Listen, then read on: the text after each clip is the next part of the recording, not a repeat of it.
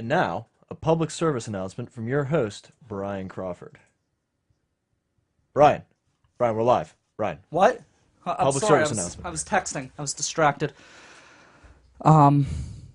Yeah, so it is wise to practice good driving habits when you are teaching your children how to drive, a study says. And they say that parents do not often reprimand their children when they text or when they're doing other things, and then people are distracted, and then they're maybe late to see something or late to realize that there's a red light coming up. They're not thinking about what's going on. And really, people drive like assholes. No wonder these kids suck at driving. Everyone wants to blame the kids, but when you think about it, how many old geezers can't drive at all? Stopping for no reason.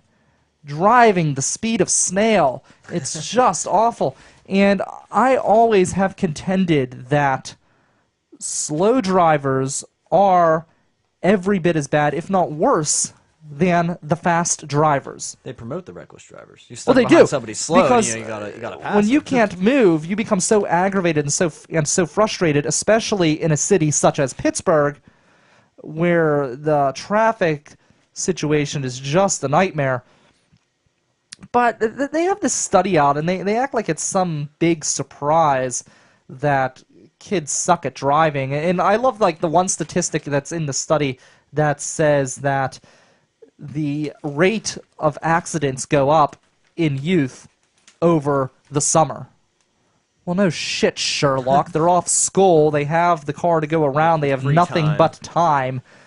And they blame it a lot of the situation on kids being with other kids in the car. It's all like common sense stuff. I don't know why this is Yeah, on the leading I page. contest that. My friends, when I was one of the first ones to get my full-time license out of my group of friends, and they were just animals. Like, I had driving a minivan that Oh, was yeah. packed in there. They would be throwing crap. You learn to focus, really, like, because you can't just crash. So one time, I was to go off of your point, James, and James is doing a wonderful job. He's producing for us instead of Tyler, who is off on a family issue today. He will be back on Wednesday. I'm driving, and this is a true story. Well, no, actually, I am at my house, and I was invited to a party at my friend's house when I was in high school. And it was a Steeler playoff game, and this was back when I cared more about the NFL. And the Steelers won, and I'm all excited. So I go out and I buy silly string, and I bring it to my friend's house. So we're spraying silly string in my friend's house. And then it's like a couple weeks later, I'm driving my friends, and I have a van, or not a van, I have a Jeep, and literally my friend starts spraying silly string out of the top of the Jeep because I have the top down. I'm like, what the hell are you doing? You can't spray silly string out of the top of the Jeep. So then he turns and starts spraying me while I'm driving. I'm driving, and I'm getting silly string flying into my face. So then I make a hard right, and I go the wrong way down a one-way ramp, and I don't know how we didn't die. And I'm sure if I was driving drunk, I would have been crucified on a cross, I guess. I don't know. No, they Drawn and can't quartered. they can't make any money off of that. No, they probably would have sold my blood for a profit. Oh, your organs are worth tons of money. Yeah, just you got to go to the right black market, I guess. Yeah, I imagine when Ed Rendell was there, Fast Eddie Rendell, it's almost kind of like Jabba the Hutt was running the Commonwealth. You know, he was kind of a big fatso, and he was kind of a slob and a sleazeball, and like, not a desirable figure.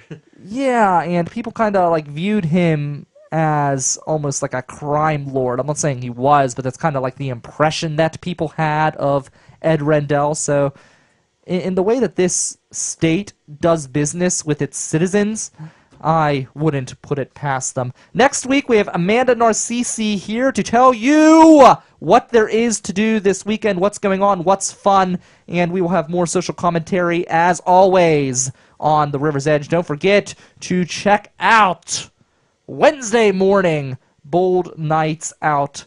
You can hear that Wednesday morning before Amanda comes in and kind of get the inside scoop and the heads up. You can be ahead of the crowd. You can tell your friends that they need to tune in because you will be in the know. You'll be able to tell all of your friends what to do this weekend. You will be the person with the plans. You will be the people that everyone looks up to.